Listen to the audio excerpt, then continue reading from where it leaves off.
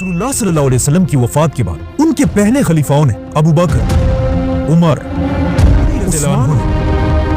इस्लाम की कोई भी हिस्ट्री नहीं लिखी क्योंकि लिखने की जरूरत ही नहीं थी। ज्यादातर भी जिंदा थे और उन्हें इस्लाम की सारी हिस्ट्री का पहले से पता था। लेकिन आहिस्ता आहिस्ता जैसे जैसे सहाबा दुनिया से मुसलमानों की नई जनरेशंस इस्लाम की हिस्ट्री को बदर, ओहद, खंदक जैसी जंगों भूलने लगे और कुछ यंग लोग तो इस्लाम के हीरोज जैसे खालिद बिन वलीद और अली रज़ियल्लाहु अन्हु को छोड़कर रोमन और पर्शियन एम्पायर के हीरोज हरक्यूलिस होने लगे। अब इस यंग जनरेशन को इस्लाम के हीरोज की याद दिलाने के लिए मुसलमानों के एक बहुत बड़े खलीफा ने काम शुरू किया जिनका नाम था उमर बिन अब्दुल अजीज। उमर बिन अब्दुल अजीज ने खलीफा बनते उस जमाने के एक बहुत बड़े स्कॉलर इब्ने शहाब अज़-ज़ुहरी और उन्हें हुक्म दिया कि मेरी इस खिलाफत में मुसलमानों को रसूलुल्लाह सल्लल्लाहु अलैहि वसल्लम की जिंदगी के बारे में हर जगह जाकर लेक्चर्स दो। अब उमर बिन अब्दुल अजीज के जमाने में दुनिया के आखिरी थे तो इब्ने शहाब ने उनसे रसूलुल्लाह सल्लल्लाहु अलैहि वसल्लम की जिंदगी के बारे में सीखा और उसे आगे अपने स्टूडेंट्स को सिखाने लगे ताकि कहीं ऐसा ना हो कि आने वाले मुसलमान हमारे हीरोज को भूल जाए। और इनके इन्हीं में से दो स्टूडेंट्स को आज पूरी दुनिया जानती है, इब्ने इसहाक और इमाम मालिक। जिसके बाद इब्ने शहाब ने इस्लाम की तारीख की सबसे पहली किताब लिखी। जैसे ही उन्होंने ये किताब पूरी की, खलीफा उमर बिन अब्दुल अजीज को शहीद कर दिया गया और उमर बिन अब्दुल अजीज के शहीद होते उसके सिर्फ 30 साल बाद पूरी बनु उमय्या की हुकूमत और बनु उमय्या के साथ साथ इब्ने शहाब की लिखी हुई इस्लाम की तारीख की पहली किताब भी दुनिया से गायब हो गई। खिलाफत तो दुनिया से खत्म हो गई, लेकिन उसके बाद दुनिया में एक नई खिलाफत शुरू हुई, अब्बासी खिलाफत। अब अब्बासी खिलाफत की तरह बहुत सारी खराबियां थी, लेकिन उनमें एक बात ऐसी थी जिसे कोई भी डिनाई नहीं कर सकता। अब्बासी इल्म, नॉलेज से इतनी मोहब्बत करते थे कि उसे हासिल करने के लिए वो जा सकते थे। यहाँ तक कि एक अब्बासी बादशाह ने रोमन एम्पायर से एक बहुत बड़ी जंग सिर्फ अफलातून की एक किताब के बदले में खत्म कर दी थी। अब्बासी मंसूर ने बनु उमय्या के कैपिटल को खत्म करके दुनिया में मुसलमानों का एक नया कैपिटल बनाया, बगदाद। और उसके अंदर उसने दुनिया की सबसे बड़ी लाइब्रेरी बनाई जिसे आगे जाकर बैतुल हिकमा, हाउस ऑफ विजडम का नाम मिला। ये लाइब्रेरी बनाते अब्बासी बादशाह मंसूर ने उसी इब्ने शहाब अज़-ज़ुहरी के स्टूडेंट इब्ने इसहाक को अपने पास बुलाया और उसे हुक्म दिया कि जाओ और इस्लाम की हिस्ट्री पर दोबारा एक किताब लिखो, लेकिन कोई ऐसी वैसी किताब नहीं, आदम अलैहिस्सलाम से लेकर मुझ तक उसमें पूरी होनी चाहिए। इब्ने इसहाक ने बिल्कुल ऐसा ही किया और मंसूर के ऑर्डर्स पर मुसलमानों की पहली कंप्लीट तारीख लिखी। ये हदीस की किताब नहीं बल्कि एक हिस्ट्री की किताब थी, लेकिन आज इब्ने इसहाक की ये इंपॉर्टेंट बुक भी दुनिया से गायब हो चुकी है। लेकिन अब क्वेश्चन ये सारी किताबें दुनिया से गायब हो रही थी क्योंकि अब तक मुसलमानों को पेपर की टेक्नोलॉजी का पता नहीं था। और ये सारी किताबें पुराने जमाने के एक बहुत ही महंगे मटेरियल पपायरस पर लिखी जाती थी, जिसे मुसलमान इन छोटे छोटे पत्तों को मिलाकर बनाते थे, जो पेपर बहुत ही मुश्किल काम था। पेपर की टेक्नोलॉजी उस जमाने में दुनिया के सिर्फ एक ही मुल्क में थी, मुसलमानों की खिलाफत से बहुत दूर, चाइना। इस टेक्नोलॉजी को चाइना के बादशाहों ने पूरी दुनिया से छुपा कर रखा था, लेकिन बहुत जल्द ये सब बदलने वाला था क्योंकि अब्बासी खिलाफत के आते ही कुछ ही अरसे बाद मुसलमानीज एम्पायर की सबसे बड़ी जंग, जिसमें मुसलमानों की फौज ने आसानी से पूरी चाइनीज फौज को क्रश कर दिया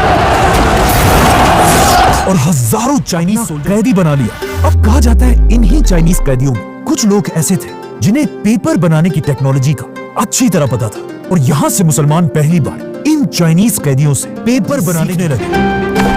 लेकिन पहले मुसलमानों को इसकी इंपॉर्टेंस का इतना पता नहीं था, लेकिन फिर आखिर अब्बासी खिलाफत का सबसे बड़ा बादशाह आया जिसका नाम था हारून रशीद। और हारून रशीद को पेपर की टेक्नोलॉजी की ताकत का अच्छी तरह पता था, इसीलिए उसने बगदाद में दुनिया की सबसे बड़ी पेपर बनाने की फैक्ट्री बनाई, जिसमें एक नया दौर शुरू हुआ जिसे आज तक लोग याद करते हैं, इस्लामिक गोल्डन एज। हारून रशीद ने हाउस ऑफ विजडम की दुनिया की सबसे बड़ी पेपर की फैक्ट्री बनाई, जहां पानी की मशीन से हजारों पेपर्स बनाए जाते थे। ये दुनिया की सबसे बड़ी पेपर फैक्ट्री थी, और ये इतनी बड़ी बात थी कि यूरोप में पहली पेपर की फैक्ट्री मुसलमानों से बनाई गई थी। अब इसी पेपर की टेक्नोलॉजी की वजह से किताबें गायब होने की टेंशन खत्म हो चुकी थी, क्योंकि जो भी किताब हाउस ऑफ विजडम में लिखी जाती थी उसे इसी पेपर मार्केट में कॉपी कर दुनिया में फैलाया जाता था।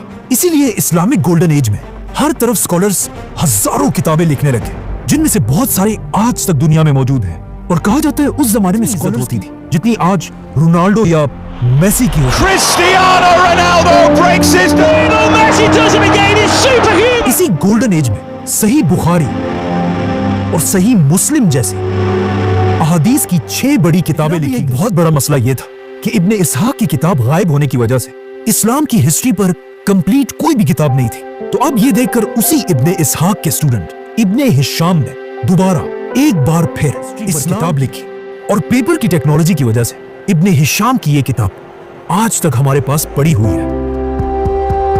बल्कि इस किताब का नया वर्जन आपको आसानी से कहीं से भी मिल जाएगा। ये इस्लाम की हिस्ट्री की सबसे इब्ने हिशाम के बाद हर तरफ इस्लाम की हिस्ट्री पर किताबें लिखी जाने लगी, जिसमें इस्लाम की नेक्स्ट हिस्ट्री की किताब अल वाक़िदी ने लिखी।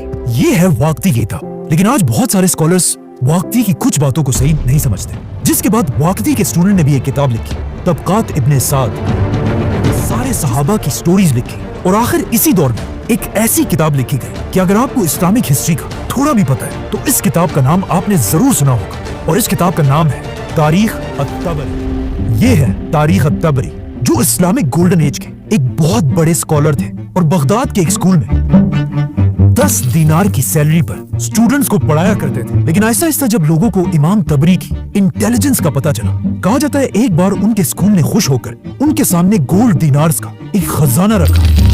लेकिन इमाम तबरी ने उससे सिर्फ अपने 10 दीनार ही मेरी तनख्वाह है, इससे ज्यादा मैं एक पैसा भी नहीं लूंगा। तबरी ने अपनी इस किताब में आदम अलैहिस्सलाम से लेकर अब्बासी खिलाफत के सारे हालात लिखे हैं। इनके अलावा और भी बहुत सारे स्कॉलर्स उन्हें डिस्कस कर रहे हैं, जिन्होंने इस्लाम की हिस्ट्री पर बड़ी बड़ी किताबें लिखी हैं। तारीख तबरी अब्बासी खिलाफत की आखिरी बड़ी किताब थी, क्योंकि इसके बाद अब्बासी खिलाफत आहिस्ता आहिस्ता कमजोर होने लगी। आखिर आहिस्ता आहिस्ता मुसलमान इतने कमजोर हो गए कि इसका सबसे बड़ा फायदा यूरोप के क्रिश्चियंस को जमा करके मुसलमानों के फलस्तीन पर हमला कर दिया और जेरूसलम पर कब्जा कर लिया। लेकिन फलस्तीन खो देने के बाद भी बिल्कुल आज की तरह मुसलमान लीडर्स को कोई परवाह नहीं थी। फलस्तीन दोबारा फतह करने का ख्वाब मुसलमान बादशाहों से ज्यादा उस जमाने के स्कॉलर्स के दिलों में था, जिसमें सबसे बड़े स्कॉलर का नाम था इमाम इब्ने अस्साकिर, जो इतने बड़े सिर्फ एक किताब के 70 वॉल्यूम्स हैं। इमाम इब्ने अस्साकिर दमिश्क के स्टूडेंट्स को इस्लाम की हिस्ट्री सिखाया करते थे और उन्हें बताते रहते थे कि एक दिन मुसलमान फलस्तीन दोबारा जरूर फतह करेंगे। आखिर के इन्हीं स्टूडेंट्स में से एक ने आगे जाकर फलस्तीन फतह भी किया, जिसका नाम था सलाहुद्दीन अय्यूबी, जो 2 लाख की फौज लेकर फलस्तीन को दोबारा फतह करेंगे।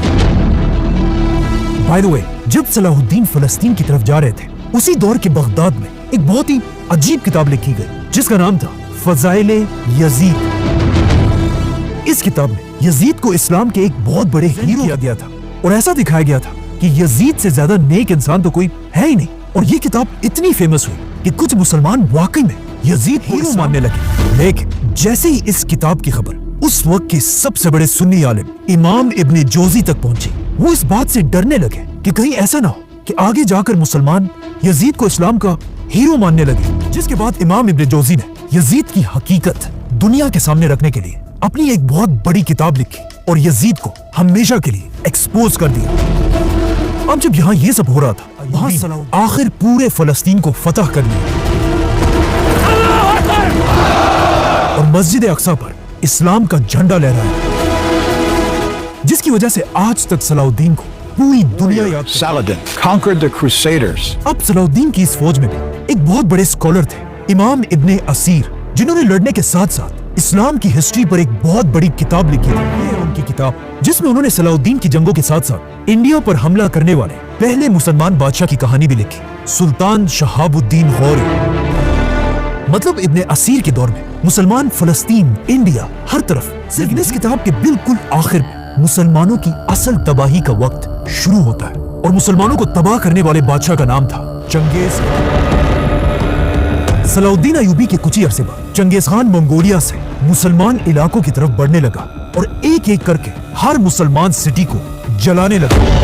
ये इलाके फतह करते करते आखिर चंगेज खान का पोता Hulagu Khan Islamic golden age के सेंटर बगदाद तक पहुंचा। कहा जाता है इस वक्त तक इस्लामिक गोल्डन एज इतनी खराब हो चुकी थी कि लोग साइंस और एक दूसरे के साथ अजीब अजीब बातों पर बहस करते थे। मतलब जब हलाकू खान तेजी से बगदाद की तरफ बढ़ रहा था, बगदाद के अंदर मुसलमानों की ये बहस चल रही थी कि एक सुई की नोक पर कितने फरिश्ते बैठ सकते हैं, हजरत ईसा अलैहिस्सलाम कैसी रोटी खाया करते थे, और ऑफ कोर्स शिया सुन्नी की आपस की बहस। और जब मुसलमान आपस में इन बहसों में बिजी थे, हलाकू खान की फौज बगदाद में दाखिल हुई। सबको मुसलमान समझकर सबकी गर्दनें उड़ा दी। कहा जाता है हलाकू खान ने बगदाद में इतने मुसलमान मारे थे कि बगदाद के दरियामानों के खून की वजह से कई दिनों तक बिल्कुल रेड।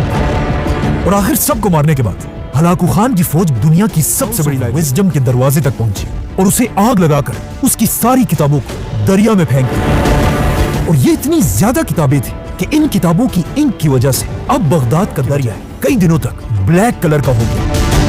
और फिर हलाकू खान ने बगदाद की सारी पेपर बनाने की फैक्ट्रियों को आग लगा दी और इस तरह इस्लामिक गोल्डन एज खत्म हो गई और मुसलमानों की चार बगदाद के दरिया में बह गई। और मुसलमान इतने कमजोर हुए कि मुसलमान स्कॉलर्स के पास भी लिखने के लिए पेपर भी नहीं था, जिसकी वजह से मुसलमान पहली बार यूरोप से पेपर मंगवाने लगे, जिससे यूरोप में पेपर की प्रोडक्शन आसमान पहली बार यूरोप के क्रिश्चियंस मुसलमानों से ज्यादा पेपर बनाने लगे। अब जब मंगोलों की तबाही के बाद पूरी मुसलमान मायूसी छाई हुई थी और साइंस और हिस्ट्री की बहुत सारी किताबें बर्बाद हो चुकी थी, इसी दौर में कुरान की तफसीर और इस्लाम की हिस्ट्री के बारे में सबसे बड़ी किताब लिखी गई। हर मुसलमान ने नाम जरूर सुना होगा और इस किताब का नाम है तारीख इब्ने कसीर। इस किताब का असली नाम अल बिदाया व निहाया है, which means शुरू से लेकर आखिर तक, जिसमें उन्होंने आदम अलैहिस्सलाम से लेकर कयामत तक हर डिटेल लिखी है। इब्ने कसीर के बाद एक और भी बहुत बड़े मुसलमान साइंटिस्ट ने इस्लाम की हिस्ट्री पर किताब लिखी, जिन्हें कुछ लोग मुसलमानों का आखिरी बड़ा साइंटिस्ट मानते हैं, जिनका नाम था अल्लामा इब्ने खल्दून।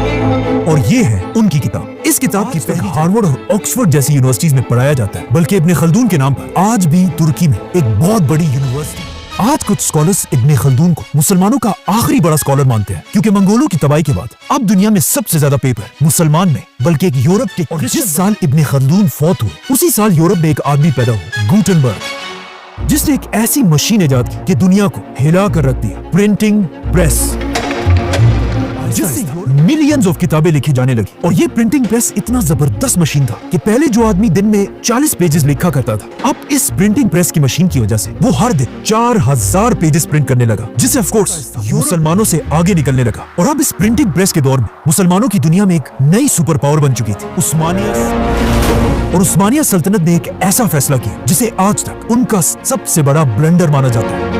उस्मानिया सल्तनत के बादशाह और स्कॉलर्स ने मिलकर एक बहुत ही अजीब ऐलान किया कि ये प्रेस मुसलमानों के लिए हराम है। और वो इसलिए क्योंकि कुछ स्कॉलर्स ने कहा कि इल्म सिर्फ कलम से लिया जा सकता है, मशीनों से नहीं। कुछ ने कहा कि ये तो एक क्रिश्चियन इन्वेंशन, इसे तो हराम होना चाहिए। और कुछ स्कॉलर्स इस बात से डर रहे थे कि अगर हर मुसलमान के हाथ में किताब आ गई तो फिर हमारा क्या होगा। जो भी हो, अब एक तरफ यूरोप के पास 1000 प्रिंटिंग प्रेस, मुसलमान दुनिया में 0। मतलब एक मुसलमान अब भी दिन में सिर्फ 40 पेजेस लिख सकता था, और इसके मुकाबले में यूरोप का एक क्रिश्चियन दिन में 4000 पेजेस प्रिंट कर सकता था। तो ऑफ कोर्स यहाँ से मुसलमानों का डिक्लाइन यूरोप ऊपर जाने लगा और मुसलमान इल्म और नॉलेज को छोड़कर ताजमहल जैसी बड़ी बड़ी बिल्डिंग्स बनाने लगे। और यूरोप में यूनिवर्सिटीज और लाइब्रेरी की वजह से इब्ने खल्दून और अल बैरूनी की बजाय अब दुनिया के बड़े बड़े साइंटिस्ट यूरोप में पैदा होने लगे। Leonardo da Vinci, Galileo. आखिर यूरोप के इस प्रिंटिंग प्रेस के 300 साल बाद उस्मानिया सल्तनत ने कितनी बड़ी गलती की और 300 साल बाद मुसलमानों ने अपना पहला प्रिंटिंग प्रेस बनाया। लेकिन अब बहुत देर तक मुसलमान दोबारा यूरोप के सामने अपना सर नहीं उठा